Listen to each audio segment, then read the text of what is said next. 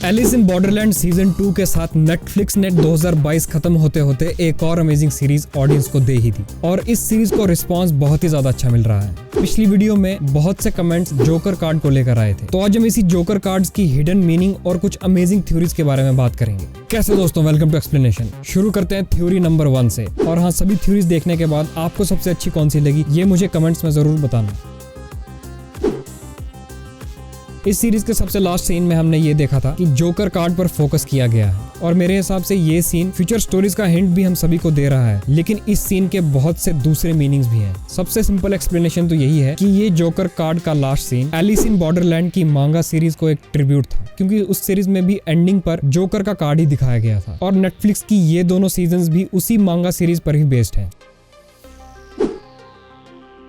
Alice in Borderland की manga series में joker card दिखाया गया था और जिसने ये कार्ड अरिसु को दिया था उसकी आइडेंटिटी कभी भी उस मांगा सीरीज में कंफर्म नहीं की गई थी और ना ही कभी भी उस मांगा सीरीज में उस कैरेक्टर का क्लियरली कोई फेस दिखा। लेकिन उस कैरेक्टर ने अरिसु को एंड पर ये जरूर बताया था कि वो ही है जो बॉर्डरलैंड का लीडर है और सभी गेम्स को कंट्रोल भी वही करता है। तो इस सीन में जोकर को दिखाने का यही मतलब था कि असली लीडर तो अभी बचा हुआ है और वो जोकर ही है। लास्ट गेम में जब अरिसु क्वीन ऑफ हार्ट्स को हरा देता है और फाइनल गेम कंप्लीट कर लेता है, उसके बाद एक मिस्टीरियस लेजर शॉट से क्वीन ऑफ हार्ट्स को मार दिया जाता है और मेरी थ्योरी यही है कि वो जोकर ही था जिसने क्वीन ऑफ हार्ट्स को लेजर से मार दिया, क्योंकि अगर जोकर ही सभी गेम्स को कंट्रोल कर रहा है तो किसके साथ एंड पर क्या होगा ये भी उसी के कंट्रोल में है। और इसी से जुड़ी अगली थ्योरी भी है। जोकर को एक गॉड से कंपेयर करना ठीक नहीं है, बट अगर मुझे एग्जांपल से ही समझाना हो तो ये जोकर का कैरेक्टर यमराज का जैसा एक गॉड होगा जो कि ये डिसाइड करता है कि डेथ के बाद एक इंसान के सोल का क्या होगा। और ठीक इसी तरह क्रिश्चियनिटी में भी एक फेरी मैन होता है जो डेथ के बाद उनके सोल्स को अपनी जगह पर पहुंचाता है। और एलिस इन बॉर्डरलैंड जापान की ही सीरीज और जापान की स्टोरीज में भी सांजू रिवर में भी डेथ के बाद ये डिसाइड होता है कि उसे कहाँ ले जाया जाएगा। और इसीलिए मुझे ऐसा लगता है कि जोकर का ये कैरेक्टर इन्हीं गॉड्स की तरह होगा। और जैसा कि आपको पता ही है कि टोक्यो पर मीटियोराइट गिरने की वजह से बहुत से लोग मारे गए थे और बहुत से लोग कोमा में भी चले गए थे और देखा जाए तो ये लोग मरना डिजर्व नहीं करते थे और इसीलिए जोकर ने ये बॉर्डरलैंड की जगह बनाई होगी ताकि वहां पर बेकसूर लोगों को ही लाया जा सके और उन्हें गेम्स खिलाकर एक बार फिर से रियल वर्ल्ड में जिंदा होने का एक और चांस दिया जाए।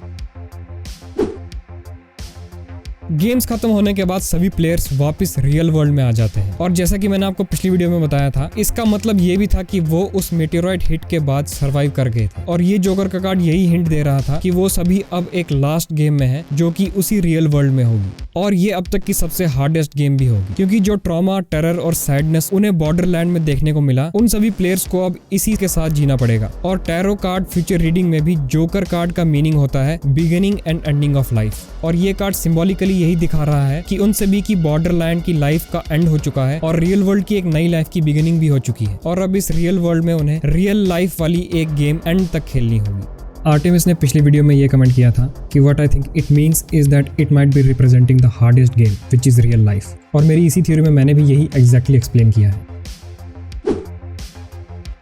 अभी मैंने आपसे ये कहा कि जोकर कार्ड को टैरो कार्ड रीडिंग में beginning and ending of life के लिए यूज किया जाता है और इस सीरीज के एंड पर ये कार्ड दिखाने का मतलब यही था कि अरिसु और बाकियों की ये स्टोरी अब खत्म हो चुकी है और अगर थर्ड सीजन आया भी तो वो एक नई कहानी पर बेस्ड होगा जिसमें अलग लोग बॉर्डरलैंड में आएंगे और फिर से नई गेम्स खेलेंगे और यही इस सीरीज की एक नई बिगिनिंग होगी।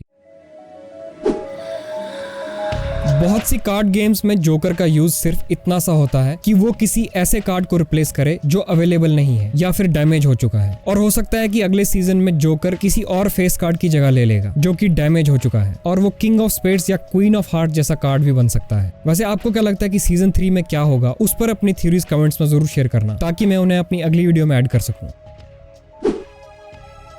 जोकर कार्ड को पोकर और रमी जैसी गेम्स में बहुत इंपॉर्टेंस दी जाती है और उन गेम्स में जोकर कार्ड को बाकी कार्ड के साथ कंबाइन करके एक स्ट्रॉन्ग सेट बनाया जा सकता है जिसे हराना बहुत ही ज्यादा मुश्किल होता है। और जैसा कि आपको पता ही है कि हर एक डेक ऑफ कार्ड्स में 2 जोकर्स होते हैं, तो हो सकता है कि सीजन 3 में एक जोकर किसी एक फेस कार्ड को फिर से जिंदा कर देगा और दूसरा जोकर पोकर और रमी गेम की ही तरह उस नए फेस कार्ड के साथ मिलकर एक स्ट्रॉन्ग सेट बनाकर एक सबसे टफ गेम बनाएगा जिसे हराना बहुत ही ज्यादा मुश्किल हो जाएगा।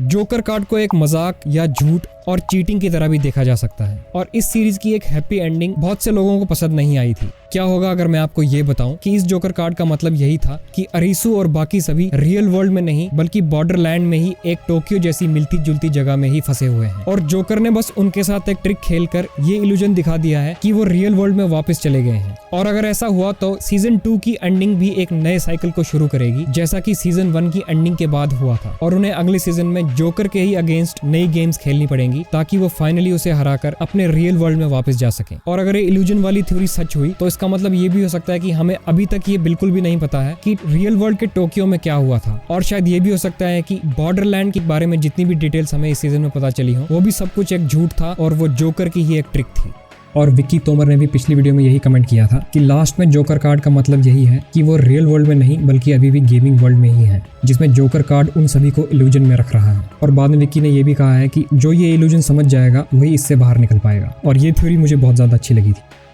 समृद्धा ने भी पिछली वीडियो में ही कमेंट करके एक इंटरेस्टिंग येट बहुत ही अजीब सी थ्योरी दी थी, जिसमें उन्होंने ये कहा था कि ending is illusion because joker is Alice. अब आप इस थ्योरी के बारे में क्या सोचते हैं मुझे कमेंट्स में जरूर बताना। अगर ये शो तीसरे सीजन की तरफ जाता है तो सबसे बेस्ट ऑप्शन यही रहेगा कि वो जोकर को एक फाइनल और बहुत ही ज्यादा स्ट्रॉन्ग बॉस की तरह हमें दिखाएं, क्योंकि अभी तक जितने भी फेस कार्ड्स हमें देखने को मिले थे उनमें सबसे strong character queen of heart ही थी, लेकिन वो भी ज्यादा देर तक टिक नहीं पाई। और अब अगर जोकर एक नया विलन होगा तो उसे बहुत ज्यादा स्ट्रॉन्ग बनाना पड़ेगा, और फिर सभी को मिलकर एक बार फिर से लास्ट गेम्स खेलनी होंगी, वो भी जोकर के अगेंस्ट। लेकिन सबसे बड़ा ट्विस्ट तो यही होगा कि अब मैक्सिमम प्लेयर्स की मेमोरीज जा चुकी हैं और उन्हें ये याद नहीं है कि उनके साथ पहले क्या हुआ था। तो अरिसु अब बाकियों के साथ मिलकर बॉर्डरलैंड की अपनी बची कुची मेमोरीज से सबके साथ एक नया कनेक्शन बनाएगा, और इसी स्टोरी पर अगला सीजन भी बेस्ड होगा। इस थ्योरी के पॉसिबल होने के चांस तो बहुत ही ज्यादा कम है, बट ये थ्योरी है बहुत ज्यादा इंटरेस्टिंग। मेरे हिसाब से अगले सीजन का सबसे बड़ा ट्विस्ट तो यही होगा कि जोकर भी अब बाकी प्लेयर्स की तरह रियल वर्ल्ड में आ चुका है, और इस डेंजरस और पावरफुल जोकर को एक रियल वर्ल्ड में हराना और भी ज्यादा मुश्किल हो जाएगा। और अगर ऐसा होता है तो ये देखने में बहुत ही ज्यादा मजा आएगा कि क्या जोकर अभी भी रियल वर्ल्ड में उतना ही पावरफुल है जितना वो बॉर्डरलैंड में था, या फिर रियल वर्ल्ड में वो एक नॉर्मल इंसान की ही तरह होगा।